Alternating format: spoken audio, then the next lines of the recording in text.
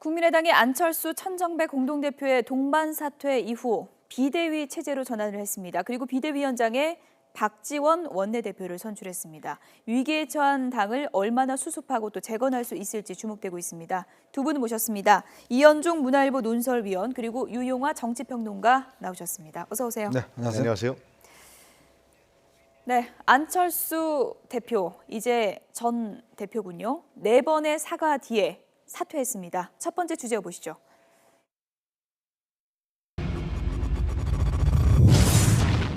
이번 일에 관한 정치적 책임은 전적으로 제가 져야 한다고 생각합니다.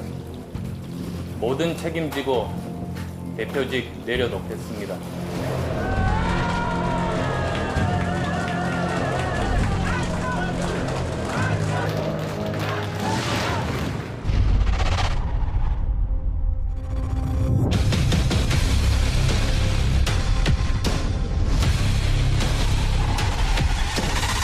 이번 서울시장 보궐선거에 출마하지 않기로 했습니다.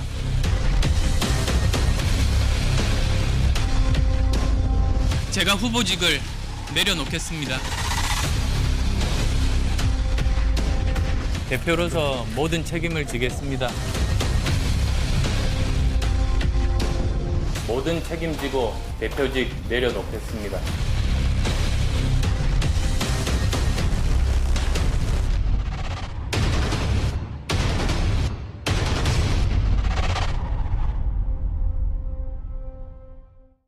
네, 책임지고 내려놓겠습니다. 그런데 이렇게 쭉 모아보니까 정말 여러 번이네요.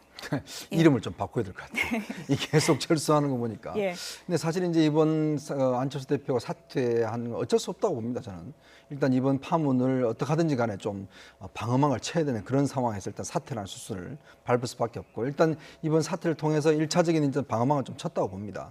그렇지만 이제 결정적으로 대선을 가는 가도에서 과연 이렇게 이제 리더가 어떤 일이 생길 때마다 자꾸 이렇게 철수를 하느냐, 그만두느냐, 과연 사퇴가 또 책임지는 것이냐에 대한 의문들을 가지게 합니다. 예. 그냥 문제를 해결해야 되는데 자꾸 문제가 어떤 불거지고 문제를 해결 능력은 없고 결국 이제 문제가 불거졌을 때 마지막에 그냥 사퇴하는 이런 식의 어떤 것들을 계속 반복적으로 보여주고 있거든요. 이것은 아마 내년 대선 가도를 가는 데 있어서 결정적인 좀 제가 볼 땐 장애 요인이 되지 않겠는가. 문제는 결국 리더는 모든 문제를 좀 해결해서 예. 그 해결 방법을 줘야 되는데 네. 자꾸 이렇게 빠진다고 해서 모든 게 해결될 건 아니거든요. 예, 책임의 정치냐 아니면 말씀하신 것처럼 철수만 하는 정치냐 여러 시각이 엇갈리고 있는 것 같은데요. 오늘 안철수 대표의 기자회견 발언 내용부터 좀 들어보시죠. 정치는 책임지는 것입니다. 막스 베버가 책임 윤리를 강조한 것도 그 때문입니다. 제가 정치를 시작한 이래 매번 책임져야 할 일에 대해서는 책임을 져온 것도 그 때문입니다. 이번 일에 관한 정치적 책임은 전적으로 제가 져야 한다고 생각합니다. 모든 책임지고 대표직 내려놓겠습니다. 네, 이번엔 막스 베버까지 언급이 됐는데요. 이 내용을 보고 그래도 책임을 지는 정치인으로서의 이미지는 새겨놓은 것 아니냐 이런 시각도 또 있는 것 같습니다. 어떻게 보십니까? 네, 그런 나름대로 결단의 정치 결단을 보여줬으니까요. 회피하지 않고 특히 근데 이 국민의당이 이런 사태에 대해서 아무도 책임을 지지 않았다는 것이죠. 예. 굉장히 중요한 건데요. 김수민 의원도 책임지지 않았고 예. 특히 박선석 의원마저도 책임지지 않고 예. 있는 상황이기 때문에 이걸 누군가 책임져 결국은 대표가 질 수밖에 없던 상황인 것이고요. 그렇기 때문에 국민들에게 여러 가지 모습을 보였겠지만 하여튼간에 이번에 안철수 대표가 사퇴하면서 나름대로 전화위복의 계기와 기회는 다시 한번 주어졌다는 것이죠. 그러나 이현정 의원께서 지적하신 대로 상당히 부족한 점들이 계속해서 드러나고 있다. 이번 사태의 과정에 있어서도 예. 이 지도력이라든가 이 사태를 어떻게 보면 키워가는 그러면서 결국 자기 자신이 사퇴할 수밖에 없는 이런 부분들은 향후의 정치적 행보에 있어서 보완돼야 될 측면이 굉장히 크다. 그런 부분들을 어떻게 해결해 나갈 것이고 국민들에게 보여주면서 마음을 얻을 것이냐 이것이 관건이 될 거라고 생각합니다. 네. 네. 그러니까 지금 저희가 쭉 정리를 해보면 고비마다 이게 철수 정치인지 책임 정치인지 서울시장 이제 후보 사퇴, 대선 후보 사퇴, 새정치민주연합 당 대표 사퇴, 국민의당 공동대표 사퇴까지 사퇴하겠다, 물러나겠다. 이 말을 상당히 여러 번 반복했습니다. 지금 시기적으로 보면 대충 한 2년 만에 한 번씩 예. 이제 하는 것 같죠. 이제 그게 아마 제가 볼 때는 안철수 대표의 좀 한계점 아닌가라는 그런 점도 좀 있습니다. 예. 왜냐하면 이제 만약에 대통령이 됐을 경우에 그런 문제가 생기면 사퇴할 겁니까? 그건 아니거든요. 결국 정치라는 게 어떤 해결점을 놔주고도 뭔가 선제적인 조치를 취해야 되는 이번 예. 사건만 보더라도 사실 벌써 문제가 발생한 지 한 달이 가까워지지 않습니까? 근데 처음에 어떻게 접근했습니까? 이거 문제 뭐 별거 아닙니다라고 이제 접근을 하다가 결국 점점점 세 번의 사과를 했지 않습니까? 그리고 결국 사퇴를 했죠. 그러면 제가 볼 때는 아마 이 처음에 문제가 터졌을 때 왜 선제적으로 정말 제대로 대응을 못했는가? 당에서는 오히려 검찰에서 기소할 경우에 창피를 당할 것이다라는 이야기까지 했지 않습니까? 그러면 너무나 사태를 안이하게 봤다. 그리고 정확하게 보지 못했다. 자, 그러면 문제 해결은 결국 그때 했어야 되는데 결국 문제 해결을 못하다가 마지막에 몰려서 사퇴하는 모습. 이런 모습들을 보여줬는데 이런 게 패턴이 계속된다면 그럼 앞으로 또 사퇴할 건가? 그럼 나중에 내년에 대선 후보가 되면 예. 그때는 어떻게 할 것인가? 저는 이것에 대한 근본적인 또 문제가 있어요. 그러니까 대중들의 내리 속에는 예. 자꾸 안철수 대표는 뭔가 문제를 풀어가는 것이 아니고 결국에 가서는 또 사퇴할 것이냐. 네. 이것에 대한 트라우마가 좀 생기는 것 네. 같습니다. 그런데 또 이번에는 모든 게 결론 나기 전에 사퇴 카드를 꺼내 들므로써 책임 정치를 실현하는 모습을 보였고 대권 가도에는 신의 한 수가 될 수도 있다는 시각도 있거든요. 어떻게 보십니까? 그러니까 다른 정치인에 비해서 하여튼간에 자기 자신 그 실무자들이라든가 박선숙 전 사무총장이라든가 김수민 의원이라든가 이런 당내의 여러 가지 문제에 대해서 사실상 자기가 책임지고 예. 그 부분을 국민의당이 살 수 있는 계기를 살린 거 아니겠습니까? 그런 측면에서 국민들 입장에서 봤을 때는 그래도 깨끗하고 책임 있는 그러한 안철수의 면모는 살아있구나 뭐 그런 생각을 가졌을 텐데요. 저는 이런 얘기를 좀 하고 싶습니다. 그러니까 왜 안철수 대표가 사퇴할 수밖에 없었냐? 저는 그것은 안철수라는 정치인 주변에 실제로 대권을 같이 갈 수 있는 사람들로 포진되어 있지 않았다라는 것입니다. 과거에 DJ라든가 YS, 이명박, 박근혜 대통령까지 마찬가지로 예. 실제로 대권이라는 가도를 하기 위해서는 사실상 삶과 죽음까지도 같이 할 수 있는 이런 부분들의 동지애와 정치적인 끈끈함들이 뭉치면서 그 죽은 표현이 어떨지 모르겠지만 죽은을 위해서 사실상 희생하고 헌신하고 이런 사람들이 있으면서 그 사람들이 정확하게 정보도 제공해주고 아우르고 이런 부분이 있어야 하는데 과연 안철수 대표에겐 그런 사람이 있었느냐? 세력이 부족하다. 세력이라기보다도 예를 들면 지금 용인술이라든가 측근 정치에 있어서의 굉장히 결정적인 하자를 보였다라는 것입니다. 그래서 저는 안철수 대표가 이제 대권 가게에 가기 위해서는 자기 주변에 진짜 제대로 된 사람들을 모아야 된다라는 것입니다. 정치적 경험과 검증이 된 사람, 능력 있는 사람들 이런 사람들 포진을 해야지 대권 가게에 가는 것이 전혀 혼자서 깨끗하고 정직하다라서 대권을 가는 건 아니지 않습니까? 그런 측면을 중요하게 봐야 되지 않을까 생각합니다. 일단은 이번에 빨간불이 켜졌고 앞으로의 길에 대해서 이제 고심이 깊을 텐데요. 구원 투수로 누가 오를 것인가? 손학규 전 상임고문 얘기도 나왔었고 정동영 의원 얘기도 있었는데 박지원 원내대표가 만장일치로 추대가 됐습니다. 어떻게 보십니까? 일단 현실적인 대안인 것 같아요. 왜냐하면 이제 손학규 전 고문 같은 경우 일단 더불어민주당 당적을 갖고 있기 때문에 오셔야 되는데 문제는 이제 와서 대표를 과연 하겠는가? 그분이 이제 대권 주자인데 이제 그런 문제가 있고 정동영 의원은 이제 다시 정치를 복귀하는데 과연 이제 당내의 리더십이라든지 또 어떤 대중적 이미지 이런 것이 좀 이제 여러 가지로 아주 부정적인 측면도 좀 있고 그리고 현실적으로 본다면 이제 박지원 원내대표가 그나마 그래도 당내를 이끌어왔고 일단 어느 정도 이제 수습 기간 동안 즉 전당대 기간 동안은 어쩔 수 없이 이제 그렇게 할 수밖에 없다. 그리고 이분이 이제 그동안 3번의 원내대표와 3번의 비대위원장을 했습니다. 나름대로 비대위원장 경력이 그것도 기록인가요? 기록이죠. 이렇게 비대위원장 오래 한 분이 없어요. 그러니까 그 문희상 의원이 비대위원장 전문인데 또 아마 또 한 분의 전문가가 또 탄생한 것 같습니다. 이제 그런 면에서 본다면 어차피 이제 연말 정국까지는 박지원 원내대표가 이제 정국 이끌어가는 게 이끌어갈 수밖에 없다. 이러고 보니까 이제 3당이 전부 다 또 비대위 체제예요. 그리고 대권 후보들 전부 다 또 밖에 장외에 계십니다. 거의 초유의 사태죠. 그런 상태가 되다 보니까 어차피 이제 도끼 객인이 돼버렸어요, 그냥. 그런 상태가 돼버렸는데 아무래도 이제 국민의당 입장에서 본다면 현실적인 대안이 아닌가 저는 그렇게 보입니다. 이른바 전문 비대위원장 이런 별칭까지 또 얻게 된 박지원 이제 비대위원장이라고 불러야 네, 되나요? 그렇죠. 박지원 비대위원장 오늘 이런 얘기를 했습니다. 들어보시죠. 무엇보다도 먼저 튼튼한 원내 중심의 그러한 일을 하겠습니다. 그리고 앞으로 전당대회가 예정되어 있기 때문에 당직자들이 흔들림 없이 일할 수 있도록 하겠습니다. 그분들이 스스로 참석 안 해주기를 바랍니다. 또 그런 의사를 제가 전달하겠습니다. 네, 김수민 박선숙 의원에 관한 언급이 있었습니다. 당 행사에 스스로 참석을 안 해주길 바랍니다. 비대위원장으로서 이렇게 얘기를 했습니다. 어떤 의미가 있는 걸까요? 좀 차단시켜야겠죠. 이번에 차단시키려고 안철수 대표하고 천정배 대표가 사퇴한 거 아니겠습니까? 그 문제가 당내에서는 뭐 당원 당규에 따라야 된다, 사후적 판단을 기다려야 된다. 그러나 국민 정서는 완전히 동떨어진 과정으로 갔기 때문에 두 사람의 대표가 사퇴할 수밖에 없었는데요. 문제는 이제 이후에 이런 과정들을 어떻게 지금 당원권 정지로 돼 있는데요. 그 이후에 진행되는 과정에서 어떻게 할 것이라는 부분이 이제 하나의 과제로 남겠죠. 그리고 또 저는 박지원 비대위원장이 제일 중요한 것은 지금 떨어져간 호남 여론을 어떻게 잡냐라는 것입니다. 안철수 천정배 두 대표가 사퇴할 수밖에 없었던 거는 호남 여론이 더불어민주당이 역전해버렸단 말이죠. 이 호남의 여론이 없으면 국민의당은 사실상 사상 누각이 돼버린 형국이단 말이죠. 두 번째로는 이제 과연 비대위원장을 하면서 이 정치 구락부 수준 같은데 이번에 그 홍보 리베이트를 보면은 과연 이게 정당이냐 이렇게 의아할 수밖에 없는 상황인데 제대로 된 정당책을 어떻게 만들 것이냐.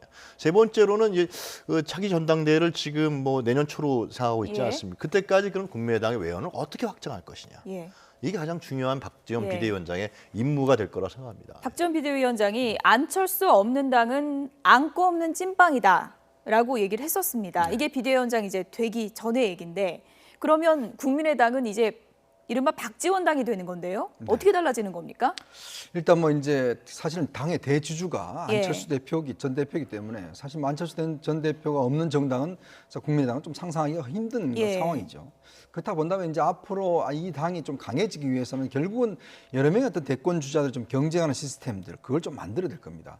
아니면 이제 박지원 원내대표가 이제 앞으로 비대위원장이 할 일은 결국 당의 어떤 당의 어떤 분위기를 강화하기 위해서는 정말 안철수 대표를 중심으로 해서 뭔가 똘똘 뭉치는 분위기를 좀 만들어야 될 텐데 이제 그런 분위기와 함께 이제 손학규 전 대표한테 좀 공을 많이 들이는 것 같아요. 왜냐하면 뭔가 경쟁 시스템 만들어야 되지 않습니까? 한 사람밖에 없을 때는 이게 사실은 한 사람이 무너지면 안 되는데 경쟁 시스템을 만들면 그래도 나름대로 어떤 내부적인 어떤 활력이 좀 생기는 거 아니겠어요? 그런 면에서 본다면 지금 손학규 전 고문한테 굉장히 공을 좀 들이는 것 같아요. 왜냐하면 이렇게 와야 좀 뭔가 그래도 위기 극복이 가능할 것이다. 그래서 아마 박지원 비대위원장은 거기에 좀 포커싱을 좀 하는 것 같습니다. 네, 박지원 원내대표 때요. 연정, 뭐 국민의당으로 다 와라 이런 얘기 많이 하지 않았습니까? 그렇기 때문에 국민의당이 이제 이른바 박지원당이 된다면 대권 그 준비 과정에서도 상당한 변화가 있을 걸로 예상해 볼 수 있을 텐데요. 어떤 거 예상됩니까? 그래서 저는 그 임시 전당대회를 하지 않고 내년 초에 전당대회를 하겠다는 포석은 지금 앵커께서 말씀하신 대로 그런 어떤 나름대로 정치적인 속셈이 있는 거 아니라고 생각합니다. 그러니까 이제 8월 달에 지금 새누리당하고 더불어민주당의 전당대회가 있지 않습니까? 당권 형배가 갈려 있는. 그것은 결국 내년 대권과도 직접적으로 연결되어 있는 당권 경쟁인데요. 거기서 탈락하는 비주류도 있을 테고 여러 가지의 아주 그 예상하지 못하는 변화가 생길 수도 있다는 것이죠. 특히 내년 대권이 있기 때문에. 그래서 국민의당이 나름대로 내년 대권에 접근하기 위해서는 정계의 어떤 개편이라든가 어떤 합종연행이라든가 박지원 원내대표가 얘기하는 무슨 연립정부라든가 이런 부분들이 구상되지 않으면 사실상 내년 대권에 쉽게 다가갈 수 없단 말이죠. 그래서 박지원 대표가 그런 정치력을 과연 발휘할 수 있을 것인지 그것도 굉장히 중요한 시험 무대가 될 것 같습니다. 간략하게요. 박선숙, 김수민 의원 어떻게 해야 됩니까? 지금 대표 물러난 그 시점에서 지금 뭐 당 나가겠다 이런 건 별 의미가 없어 보이고요. 어떻게 해야 될까요? 탈당을 하게 되면 예. 의원직이 당연히 상실돼 버리고 그리고 또 본인들이 이제 일반인으로서 이제 법정 투쟁을 해야 되는 상황이거든요. 그러니까 아마 두 분들 입장에서 보면 그래도 의원직을 가지고 일단 1심이나 2심을 한번 받아보겠다 뭐 예. 그런 생각이 강한 것 같아요. 또 이런 마당에 또 이제 본인들이 탈당한다는 스스로 이제 탈당한다는 거는 의원직을 버린다는 것은 조금 본인들한테도 불리하다 생각할 수 있겠죠. 예. 일단 당원권 정지가 되고 만약 이제 1심에서 나온다면 이제 출당이라든지 제명이 되면 그럼 의원직을 유지할 수 있지 않겠습니까? 예. 이제 그런 상황에서 아마 제가 볼 때는 아마 1, 2심을 좀 판단을 이제 받아볼 텐데 예. 제가 볼 때는 물론 이제 본인들이 결단은 어렵겠지만 예. 이렇게 된 이상 제가 볼 때는 아마 탈당을 해서 정말 하는 것이 오히려 당에는 좀 도움이 되지 않겠는가 네. 그런 것이 또 원래 이제 안철수 당의 좀 새정치의 기본적인 좀 그런 저는 예. 정신이라고 봅니다. 일단 국민의당은 안철수 없는 국민의당이 됐습니다. 안철수 없는 국민의당 어디로 갈지 앞으로 좀 지켜봐야 될 일인 것 같습니다. 새누리당이 더민주 서영교 의원의 가족 채용 논란에 대해서 아주 강하게 비판을 했었는데 남 얘기할 때가 아닌 것 같습니다. 두 번째 주제 보시죠.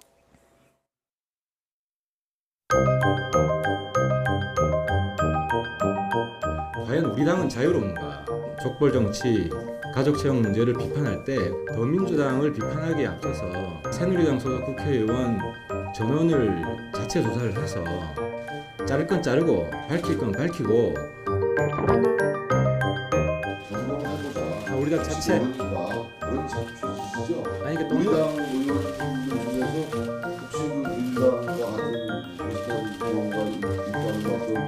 제보가 있는 건 아니고 국민들이 볼 때 똑같은 놈들 아니냐 이렇게 보기 때문에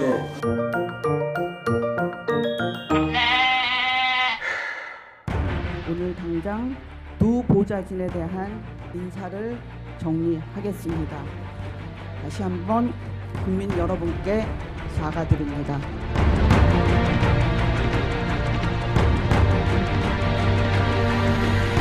제가 며칠 꼭 참았습니다만 국민의당 그리고 저희 당을 비난하시는데 오늘 한마디 하겠습니다.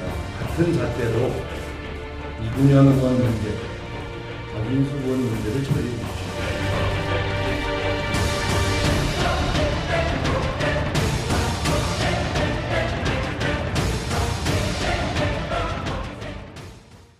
네, 많은 분들이 이런 얘기를 하고 싶었을 겁니다. 서로 욕하지 말고 서로 노력하세요. 이런 말을 하고 싶을 것 같은데 제가 영상을 보고 깜짝 놀랐습니다. 하태경 의원이 예언자인가요? 알고 있었던 것처럼 꼭 얘기를 해서 좀 놀랐는데요. 아마 전수조사를 하면은 더 국민들이 경악할 사실들이 드러나지 않을까 그러한 추측을 하고요. 그럴 예상도 합니다. 실제로. 그 전수조사를 해서 좀 한번 언론에 공개를 했으면 좋겠다. 저는 그런 생각이 드는데 저는 이제 국민들이 그렇게 생각할 겁니다. 아, 우리의 입장과 이해를 대변해서 뽑아줬더니 들어가서는 자기 가족들의 이해를 대변하는 거 아니냐 도대체. 예. 챙기고 사적 국회의원이라는 공공성을 사적 권력으로 이용하고 있다. 이거에 대해서 국민들이 공분하고 분노하지 않겠습니까? 어떻게 국회의원을 믿고서 할 수 있겠느냐 이런 생각을 갖기 때문에 그것이 무슨 뭐 윤리적으로나 법적으로 문제가 안 된다고 생각할지 모르지만 예. 정치라는 것은 국민의 정서에 맞춰야 하는 거거든요. 예. 국민의 마음을 얻어야 정치가 되는 것인데 전혀 국민의 마음과 정서에 맞지 않는 행위와 행동을 하고 예. 있는 부분에 대해서 어떻게 할 건지 생각을 해야겠죠. 네, 박인숙 의원 일단 즉각 사과했습니다. 어떤 얘기를 했는지 함께 들어보시죠. 오늘 당장 두 보좌진에 대한 인사를 정리하겠습니다. 다시 한번 국민 여러분께 사과드립니다. 그럼 국민 눈높이를 고려하자면 다른 뭐 법적인 문제는 없다 뭐 이런 생각을. 법은 다 기자분들이 검토를 해보시고 저는 법적인 게 아니라 국민 정서상 이거는 국민들을 화나게 한 일이다. 저는 그렇게 생각해요. 네, 법은 기자들 보고 검토를 해보라고 했는데 이게 기자가 어떻게 판단을 해야 됩니까? 이게 지금 예. 보니까 이제 오촌 조카를 5급 이제 비서관을 채용을 했고 또 동서를 인턴으로 채용했고 이런데 사실 이제 이게 외국 같은 경우는 이게 미국이나 프랑스나 독일 같은 경우는 이런 구체적인 지침이 있습니다. 예. 예를 들어 가족을 채용할 경우에 월급을 안 준다든지 그다음에 반만 준다든지 뭐 이런 식으로 해서 각국의 의회에 보면 이런 가족 채용에 대한 기준들이 있습니다. 근데 우리는 지금 그게 없었거든요. 예. 그러다 보니까 결국은 저도 뭐 국회에 이렇게 취재를 하다 보면 의원들 같은 경우는 뭐 그 수행 비서라든지 그 친척들 한다든지 이게 아주 비일비재로 굉장히 많습니다. 제가 볼 때 아마 전수를 해보면 서로 또 짬짬이 하는 경우도 있어요. 그러니까 그 자기 의원실 아니까 자기 딸을 남의 어떤 의원실에 인턴으로 채용한다든지 예. 뭐 이런 식으로 해서 서로 교환하는 이런 경우도 있고 사실 그래서 가족들 채용들이 많은데 물론 뭐 능력이 있어서 쓰는 경우도 있겠죠. 그렇지만 이게 이제 국고에서 사실은 돈을 지급되는 거 아니겠습니까? 그러면 이 서영교 의원도 마찬가지고 지금 박인수도 마찬가지지만 이렇게 가족들로서 비서진을 구성한다면 예. 국민들 입장에 또 어떻게 생각하겠습니까? 예. 더군다나 청렴주의 심한데 그래서 저는 이번에 이게 좀 이런 문제가 있으면 좀 법제화를 해야 될 것 같아요. 이제는 네. 그냥 의원들한테 그냥 맡겨둘 게 아니고 아예 정확하게 좀 규정을 해서 법제화하는 게 저는 방법이라고 봅니다. 네. 뭐 이렇다 보니까 이게 국회의원회관이 아니라 가족회관이 아니냐 이런 얘기까지 나오고 있고요. 더민주 서영교 의원과 새누리당 박인숙 의원의 경우를 이제 저희가 그래픽으로 정리를 좀 해봤는데 다시 한번 좀 보시면요. 서영교 의원은 이렇습니다. 남동생을 5급 비서관, 딸을 인턴, 친오빠를 회계 책임자로 이제 고용을 한 거고 박인숙 의원은 오촌 조카까지 갔습니다. 오촌 조카를 5급 비서관, 동서를 이제 인턴으로 지금 채용을 해서 문제가 되고 있는 그런 상황인데요. 지금 뭐 여야가 서로 네가 더 잘못했다 뭐 이럴 상황은 아닌 것 같고요. 이 문제를 두고 여야 원내대표가 상당히 좀 신경전을 벌였던 것도 사실인데요. 여야 원내대표 얘기도 좀 들어보겠습니다. 그 민주당의 경우와 경중의 차이는 있을 수 있어요. 경중의 차이는 있을 수 있지만 저는 부적절하다고 보는 게 맞다. 그래서 사실관계를 분명히 얘기하고 또는 정상화시키는 게 좋겠다. 제가 며칠 꼭 참았습니다만 제가 오늘 한마디 하겠습니다. 같은 잣대로 이군현 의원 문제, 박인숙 의원 문제를 처리해 주십시오. 남의 당 욕하기는 쉬워도 자기 개혁이 더 어려운 법입니다. 한번 지켜보겠습니다. 네, 우상원 원내대표가 이제 꾹 참았다고 합니다. 참았다가 이제 지켜보겠다 이렇게 이제 엄포를 놨는데요. 어떻습니까? 서영교 의원 감사 결과가 당장 내일 나오지 않습니까? 어떤 처분이 내려져야 맞는 겁니까? 지금 뭐 어떻게 할지 뭐 지켜봐야겠지만 예. 서영교 의원 같은 경우는 저는 참 상상 이해가 안 가는 행동을 많이 하지 않았습니까? 이것은 뭐 딸 인턴 채용부터 해서 뭐 지금 의혹이지만 논문 뭐 표절 문제까지 예. 나오고요. 실제로 그런 거를 우리가 애들로 짐작했을 때 서영교 의원이 그러면 개인적인 일탈 행동을 무엇을 했겠냐? 굉장히 예. 많이 하지 않았겠느냐? 국회의원직을 이용해서 말이죠. 19대 때부터 하지 않았습니까? 그런 생각이 먼저 들고 두 번째로는 지금 무상호 원내대표가 얘기했습니다만 서영교 의원은 대표적인 86그룹 아닙니까? 실제로? 그러면서 19대 때도 상당한 목소리를 높이면서 예를 들면 법사위에서 뭐 예를 들면 삿대질까지 하면서 말이죠. 아주 국민을 대변한 예. 척 했단 말이죠. 그러나 자기의 그런 개인적 일탈 행동은 진짜 국민들이 볼 수 없는 행동까지 지금 드러나고 있는 거 아니겠습니까? 이 이중성인데 이런 이중성들을 더민주당에서 어떻게 해결할 것인가가 저는 중요하다고 봅니다. 그래서 이 부분에 중징계 얘기가 나오는데 어느 정도 징계 수위를 갈지 지켜봐야 될 것 같아요. 간략하게요. 이게 법제화 말씀하셨는데 이런 문제 하나하나까지 국회의원들에게 다 법으로 정해야 되냐 이런 시각도 있는 것 같습니다. 근데 이제 예. 외국의 사례를 보면 외국은 오히려 윤리 규정이 굉장히 까다롭게 돼 있습니다. 우리나라 같이 이렇게 된 게 아니고 윤리 규정들이 정말 세세하게 규정이 돼 있고 할 수 있는 거 할 수 없는 것들을 규정을 해요. 왜냐하면 이게 이제 의원들 입장에서 보자면 너무나 이제 그 윤리 규정들이 외국보다 우리가 굉장히 얕거든요. 예. 그런 측면에서 본다면 오히려 제가 볼 때 이거 법률적으로 좀 정해서 하면 오히려 그것이 낫지. 이걸 그냥 놔두면 나중에 윤리특위 같은 경우는 한 번도 국회의원들 지금 징계받는 적 없지 않습니까? 예. 오히려 좀 기준을 좀 마련해야 된다고. 예. 상식적인 부분들을 양심에 맡기지 못하고 이렇게 해야 하는 현실이 참 씁쓸하게 느껴지기도 합니다. 이현종 문화일보 논설위원 그리고 유용하 정치평론가 두 분이었습니다. 고맙습니다.